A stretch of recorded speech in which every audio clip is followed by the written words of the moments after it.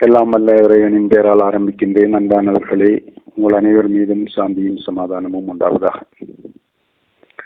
ஒரு நாட்டின் பொருளாதார கொள்கையை பொறுத்தவரையிலே முதலாளித்துவ, சமதர்ம, கலப்பு என்று 3 வகையான பொருளாதார கொள்கைகள் உலகிலே இருக்கின்றன. அதே போல ஆட்சியை பொறுத்தவரையிலே ஜனநாயகம், சர்வாதிகாரம் என்று 2 வகையான ஆட்சிகள் காணப்படுகின்றன. இதில் நம்முடைய நாட்டின் பொருளாதாரம் சுதந்திரம் கிடைத்ததிலிருந்து முதலாளித்துவ பொருளாதாரமாகவே இருந்து வருகின்றது. அதேபோல் ஜனநாயக ஆட்சி முறை என்று சொல்லிக் கொள்கின்றார்கள். ஆனால் கடந்த சில தசாப்தங்களாக இந்த முதலாளித்துவ பொருளாதாரம், அதாவது உழைக்கின்ற வர்க்கமும் முதலாளி வர்க்கமும் இருந்து அந்த முதலாளிமார் லாபம் சம்பாதிப்பதோடு வேலை செய்பவர்களுக்கும் கூலியை வழங்குகின்ற ஒரு பொருளாதார முறைமை என்று கூறலாம். இந்த முறைமை கால ஓட்டத்தில் மாற்றமடைந்து ஆட்சியாளர்கள் முதலாளிகளாக மாறுவதும் மக்கள் கூலியாட்களாக மாறுவதும் என்கின்ற ஒரு நிலைமைக்கு வந்தது.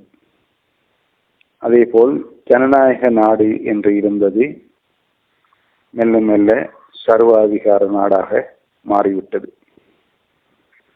இந்த 2 நிலைமைகளையும் தற்போது இந்த நாட்டிலே மாற்ற வேண்டிய நிலைமை ஏற்பட்டிருக்கிறது.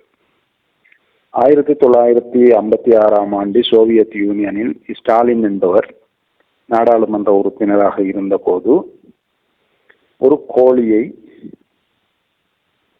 பட்டினி போட்டு பாராளுமன்றத்துக்கு கொண்டு வந்திருந்தார்.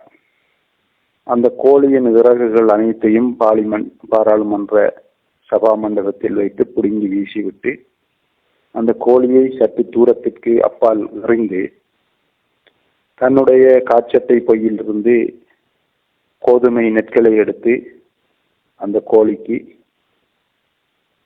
போடுகின்றார்.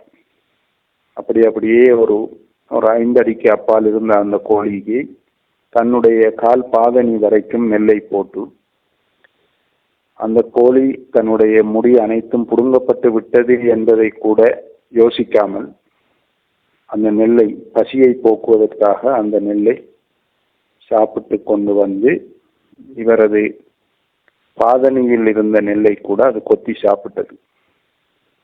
அப்போது ஸ்டாலின் சொன்னார், இதுதான் ஜனநாயக முறைமை. அதாவது மக்களை எப்படியெல்லாம் வாட்டி வதைத்தாலும் தேர்தல் காலங்களில் கொஞ்சம் நெல்லை போடுவதை போல எதையாவது லஞ்சமாக கொடுத்து மக்களுக்கு தேர்தலில் வாக்கு பெற்றுக்கொள்வதுதான் இப்போது ஜனநாயக முறைமையாக காணப்படுகின்றது என்று 1956ஆம் ஆண்டு ஸ்டாலின் சொல்லியிருக்கிறார். இந்த சம்பவத்தை வைத்து பார்க்கின்ற போது நாம் கடந்த காலங்களில் இந்திய சினிமாக்களிலே அரசியல்வாதிகள் லஞ்சம் பெறுவது, மக்களை ஏமாற்றுவது, துன்புறுத்துவது, பஞ்சமா பாதகங்களை மக்கள் மீது கட்டவிழ்த்து விடுவது, இப்படியெல்லாம் நிறைய விஷயங்களை நாங்கள் கடந்த காலங்களிலே பார்த்து கொண்டிருக்கிறோம் சினிமாக்களில். ஆனால் இதையெல்லாம் கடந்த சில தசாப்தங்களாக எங்களுடைய நாட்டில் நடைமுறைக்கு வந்துவிட்டது. இந்த நடைமுறைக்கு வந்த இந்த நாட்டில் மாறி மாறி ஆட்சிக்கு வந்த ஐக்கிய தேசிய கட்சியும் ஸ்ரீலங்கா சுதந்திர கட்சியும், பின்னர் ஐக்கிய தேசிய கட்சியில் உள்ள பெரும்பாலானவர்கள்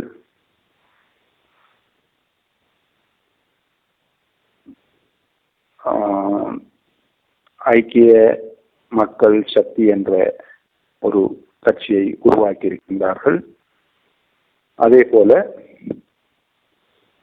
ஸ்ரீலங்கா சுதந்திர கட்சியில் இருந்த பெரும்பாலானவர்கள் இருந்து சென்று பொதுஜன பிரமுன என்ற கட்சியை உருவாக்கினார்கள்.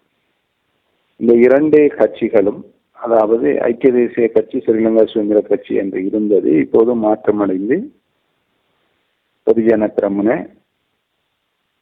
அடுத்தது ஐக்கிய மக்கள் சக்தி என்ற இரு கட்சிகளாக மாறியிருக்கின்றது. இதிலே பொதுஜன பிரமுன கட்சியின் சார்பிலே தற்போது தேர்தலில் நிற்கின்ற நாமல் ராஜபக்ச அவர்கள் தன்னுடைய தேர்தல் பரப்புரையிலே கூறுகின்ற விடயங்கள், நான் ஆட்சிக்கு வந்தால் போதை வஸ்தை இந்த நாட்டிலிருந்து இல்லாமலாக்குவேன், லஞ்சம் ஊழல் போன்றவற்றை ஒழிப்பேன், நேர்மையான ஆட்சியை கொண்டு வருவேன். இந்த வார்த்தைகள் எல்லாம் உண்மையில் கேட்பதற்கே ஒரு கேலிக்கூத்தாக இருக்கின்றது. இந்த நாட்டிலே போதை வஸ்தை கொண்டு வந்தவர்கள் யார் என்பதற்கு ஒரு சிறு சம்பவம் ஒன்றை நான் கூறுகின்றேன்.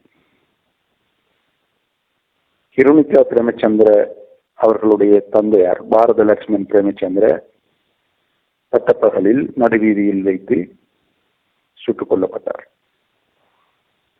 அவரும் அவரோடு இருந்து சில மெய்ப்பாதகாவலர்களும் அதில் கொல்லப்பட்டார்கள். அப்போது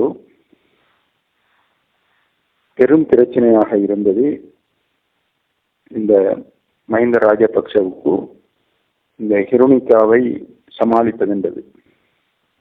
அதனால் அவர் எல்லோருமாக திட்டமிட்டுத்தான் செய்திருப்பார்கள் என்று நினைக்கின்றேன். நாமல் ராஜபக்ச அவர்களை ஹிருணிகாவுக்கு அனுப்பி ஹிருணிகாவை தனக்கு மனைவியாக்கிக் கொள்வதற்காக, அவர் திருமணம் முடிப்பதற்கு முன்னர் நடந்த சம்பவம், மனைவியாக்கிக் கொள்வதற்காக நாமல் ராஜபக்ச ஹிருணிகாவின் வீட்டுக்கு சென்றார்.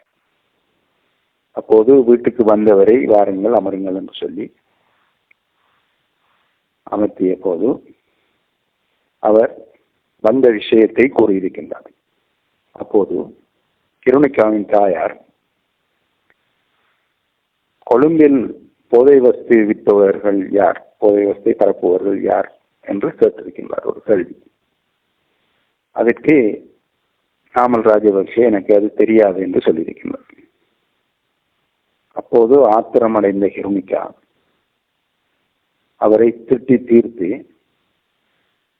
வாசலில் உறங்கிக் கொண்டிருந்த ஒரு நாயை காட்டி, இந்த நாய் கூட உன்னை திருமணம் செய்யாது என்று சொல்லி ஏசி அனுப்பிவிட்டார். அப்படியாயின் போதை வஸ்தை பரப்பியவர்கள் யார் என்பது கொழும்பிலே உள்ள மக்களுக்கு தெரிந்திருக்கின்றது. இன்று மக்கள் தங்களுடைய எதிர்காலத்தை பற்றி சிந்திக்க முடியாமல், தங்களுடைய நாட்டை பற்றி சிந்திக்க முடியாமல், தங்களுடைய சமூகத்தை, தங்களுடைய பிள்ளைகளை பற்றி சிந்திக்க முடியாமல் போதை வஸ்துக்கு அடிமையாகி அதிகமானவர்கள் காணப்படுகின்ற காலம் உருவாகிவிட்டது. இதன் மூலம் இந்த நாட்டுக்கு என்ன செய்தியை இவர்கள் சொல்லியிருக்கின்றார்கள்? இப்போது நாங்கள் ஆட்சிக்கு வந்தால் போதை வஸ்தை ஒழிப்போம் என்று சொல்கின்றார்கள். போதை வஸ்தை கிலோ கணக்கில் அல்லது தொன் கணக்கில் பிடித்தார்கள், கைப்பற்றினார்கள். அவற்றை எல்லாம் மீள என்ன செய்தார்கள் என்று சில புத்திஜீவிகள் கேள்வி கேட்ட போது அதில் ஒரு பகுதியை அழித்தொழித்ததாக கூறி ஏதோ செய்தார்கள். ஆனால் அந்த போதை வஸ்துக்கள் தான் திரும்ப திரும்ப இந்த நாட்டிலே பிரச்சனைக்கு காரணமாக இருக்கின்றதா என்ற கேள்வியும் இருக்கின்றது. ஏனெனில் சிறையிலே இருப்பவர்கள் குடு வியாபாரம் செய்கின்றார்கள். பேய்கள் ஆட்சி செய்தால் பிணம் தின்னும் சாஸ்திரங்கள் என்று கூறுவார்கள். அதுதான் இந்த நாட்டிலே நடந்து கொண்டிருக்கின்றது. இப்போது எல்லோரும் குறை உள்ளவர்கள் என்று எடுத்துக்கொண்டாலும் குறைவான குறை உள்ளவர்கள் யார் என்றாவது நாம் பார்க்க வேண்டும் இந்த தேர்தலிலே. அப்படி பார்த்தால் தேசிய மக்கள் சக்தி தான் இந்த நாட்டை பழைய நிலைமைக்கு கொண்டு வரக்கூடிய ஒரே கட்சி என்கின்ற விஷயம் தெளிவாகும். எனவே இது தொடர்பாக நாங்கள் தொடர்ந்தும் பேசுவோம். எதிர்வரும் 2 தினங்கள் கழித்து அஞ்சல் வாக்குகள் ஆரம்பிக்க இருக்கின்றன. நாம் தேசிய மக்கள் சக்திக்கு, திசை காட்டி சின்னத்திற்கு தோழர் அன்பகுமார் திசாநாயக்க அவர்களுக்கு வாக்களித்து இந்த நாட்டை சுதந்திரம் கிடைத்த காலப்பகுதியில் இருந்த அந்த நிலைமைக்கு ஆவது கொண்டு வர வேண்டும் என்று வினயமாக கேட்டு விடை பெற்றுக் கொள்கின்றேன்.